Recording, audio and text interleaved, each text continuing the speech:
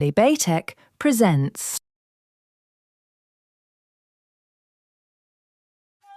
जय श्री कृष्ण वाला वैष्णव, जय श्री कृष्ण वाला। आज हमारे मन में एक प्रश्न आया। प्रश्न क्या है, हम जब यह चीज़न को देखें ना तो ऐसा लगे कि सही जानकारी आप लोगों को बताऊं। तो आज हमारे यहाँ कछु वैष्णव आए दोपहर में राजभोग के समय पे। तो मैंने उन वैष्णव जन से कही, अपनों तो धर्म है कहवे को, मैंने कि आप अपरस करो नहीं, आप झारी जी भरो। तो उन्होंने बोला नहीं मुखिया जी, हम तो अपरस में नहीं हैं। अब मैंने बोला ये अपरस क्या होता है? हमारे पुष्टि मार्ग में बहुत भ्रांतियाँ, बहुत वहम कहो या कुछ दिमाग का कुछ भी कहो, बहुत अलग अलग तरीके के दोष फैला रखे कि लोगों को समझ में नहीं आता है अपरस क्या है और क्या अपरस करना चाहिए। तो प्यारे, यह वीडियो के माध्यम से मैं आप लोगों को एक संदेश पहुंचाना चाह रहा हूं कि हमारा जो बिरज है, पहली बात तो मैं आप लोगों को एक बात बता दूं, बिरज जो है वो साक्षात गोलोक धाम है और ब्रज के पग पग पे, रज रज में ठाकुर जी को निवास है। और ठाकुर जी यहाँ एक एक रज को मेरे प्रभु ने स्पर्श करके वह रज को पूर्ण रूप से पवित्र बनाया है। अब आता है अपरस। तो प्यारे, अपरस क्या होता है? अपरस को मतलब क्या है? अपने रस में डूबे रहो, वह को बोलते हैं अपरस। और पुष्टि मार्ग में जो है स्पर्श, कि जो वस्तु ठाकुर जी को नहीं सुहाए उस वस्तु से आप दूर रहोगे, जैसे असमर्पित, अन्याश्रय, असदालाभ और दुसंग। आप जब इन वस्तुओं से दूर रहोगे तो स्वतः ही अपने प्रभु के रस में डूब जाओगे, उसको बोलते हैं अपरस। तो ब्रज की हवा में स्वयं श्री वल्लभ आज्ञा कर रहे हैं। मैं कोई अपने मंतव्य से नहीं बोल रहा हूँ या अपने कोई दिमाग से नहीं बोल रहे हूँ, स्वयं महाप्रभु जी कह रहे हैं, आज्ञा कर रहे हैं कि ब्रज की हवा में ही अपरस है। मतलब ब्रज की हवा भी अपने प्रभु के रस में डूबी हुई है।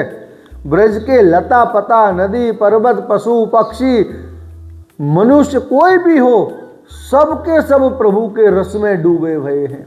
देखो, आजकल सब लोगों ने अपने अपने नियम बना रखे हैं, ये नियम है, वो नियम है।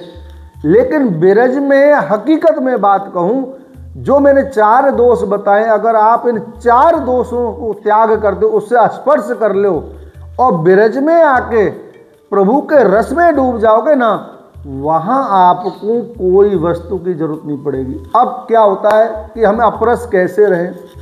अपरस को मतलब क्या है कि जो हमारे श्री वल्लभ ने हमको सिखाया हुआ है, क्या सिखाया हुआ है? ये धोती बंडी। और जो हमारी बहन हैं, माता हैं, उनको साड़ी या चनिया चोली, गोपी ड्रेस, जो आप गोपी ड्रेस बोलो, आप उसमें रह के माथे पे तिलक लगाओ, कंठी धारण करो और सतत अपने प्रियतम को नाम जपते रहो, श्री कृष्ण श्री कृष्ण, श्री राधा किशोरी शरणम मम।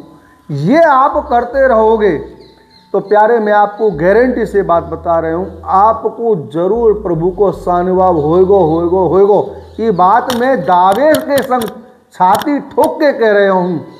अगर आप असमर्पित, अन्याश्रय, असदालाभ, दुसंग, इन 4 वस्तुओं को त्याग करके आप ब्रज में आके और प्रभु के मिलन की आशा लेके आओगे ना और प्रभु के रस में डूबे रहोगे, मैं आपको गारंटी से बोल रहा हूँ, आपको जरूर सा अनुभव होगा। अब बहुत से वैष्णव क्या करते हैं कि जूते चप्पल पहन के चलते हैं और ड्रेस में चलते हैं, फिर हर जगह नहाना नहाना। अरे भाई साहब, नहाने को हम अपरस नहीं कह सकते। नहाने, अपने मन तो और आत्मा को तो धोया नहीं, तन को धोने से क्या फायदा? ब्रज में आयो, ब्रज में आके तुमने ब्रज में प्रभु को स्पर्श नहीं करे तो ब्रज में आवे को फायदा कहाँ? ये तो बहुत से लोगों ने झारी जी को, एक तो हाँ, और वो को याद आ गई, झारी जी को नियम बना दियो है कि झारी जी की न्योछावर 51 रुपया 101 रुपया है। मैं एक समझ में नहीं आती है कि लोग पहले झारी जी भरते क्यों, झारी जी का मतलब क्या है। दे दबदबाटी झारी जी भरेंगे, दे दबदबाटी ये नहाएंगे धोएंगे क्या करेंगे, लेकिन असल में मेरी ये चीज़ समझ में नहीं आती है।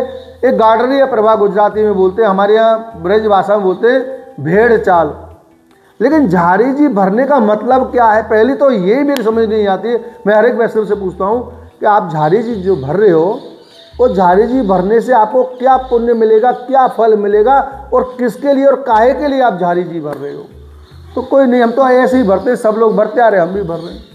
अब लोग दूसरी बात झारी जी की, ये देखो बुरा मत लगाना, और मिर्ची लगेगी उन लोगों को लगेगी जो इस पुष्टि मार्ग का जो विनाश कर रहे हैं।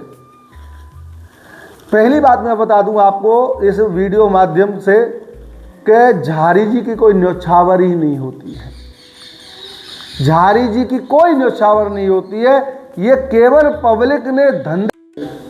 तो प्यारे में झारी जी के बारे में आपको बताऊं कि झारी जी की तो पहले कोई न्योछावर ही नहीं होती। यार एक तुम कॉमन सेंस लगा के देखो, क्या झारी जी हम 51 रुपये में खरीद सकते हैं या 51 रुपये में बेच सकते हैं।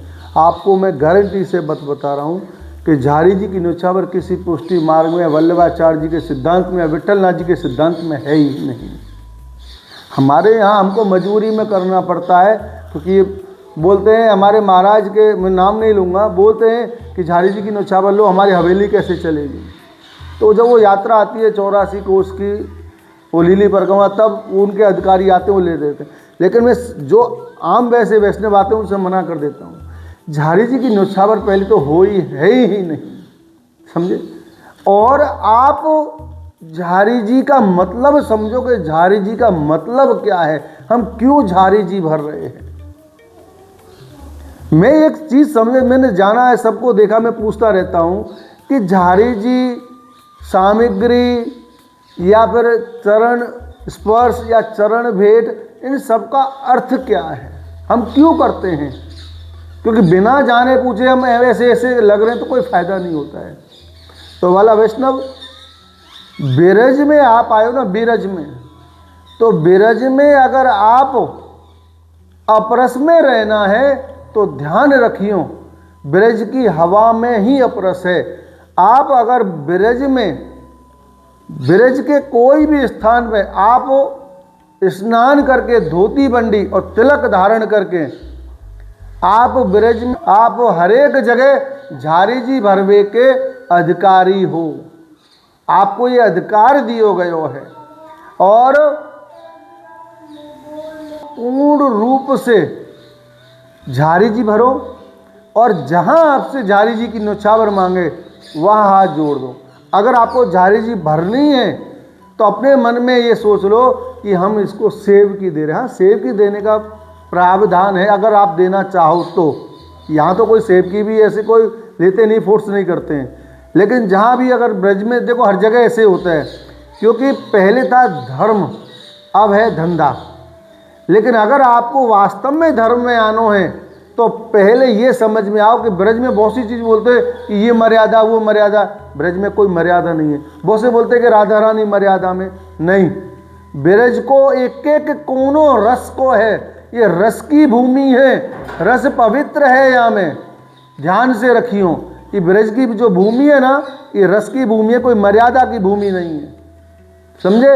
अगर यहाँ ब्रज में प्रवेश होना है तो ध्यान रखियो, अगर ब्रज में आनो है तो ध्यान करके ही हो कि हमें प्रभु को रस पानो है, और ब्रज जन के संग रह के उनसो प्रीत सीख के वो प्रीत अपने घर में अपने प्यारे को लाड लड़ानो है। ध्यान रखियो, यहाँ अगर ब्रज में प्रवेश होना है तो सूरदास बन के आओ। सूरदास को मतलब क्या है, लौकिक नेत्र, जो लौकिक आंखें हैं उसको बंद करो, और जो अलौकिक आंखें हैं उनको खोल के प्रभु के साक्षात्कार दर्शन करो। वही अपरस है, अपने प्रभु के रस में डूबना है। ब्रज एक ऐसा स्थान है, कोई घूमने को स्थान नहीं है। ब्रज तो ठाकुर जी को अलौकिक रस पान करने को स्थान है। तो वाला वैष्णव ध्यान रखियो, यहाँ ब्रज की हवा में ही अपरस है, या ढोंग ढपारे में या बहम में मत जियो, नहीं तो भटकते रह जाओगे प्यारे। ब्रज में तो पुष्टि मार्ग में श्री वल्लभ की कृपा सो, श्री विठलनाथ जी की आड़ी सो आप ब्रज में प्रवेश कर रहे हो। अगर ब्रज में प्रवेश कर रहे हो ना, तो ब्रज में प्रवेश करने को फायदा कहा है कि प्रभु के रस में डूब के, प्रभु के अपने रस में डूब के, प्रभु को अपनो सर्वस्व नौछावर करके प्रभु के रस में डूब जाओ। यही को अपरस कहें। और पुष्टि मार्ग में जो स्पर्श है, असमर्पित, अन्याश्रय, असदला, दुसंग, इनको छोड़ो और तभी आप प्रभु के रस में डूबेंगे। ये मेरे वीडियो के माध्यम से आपको पहुंचाने वाला। जय श्री कृष्ण प्यारे।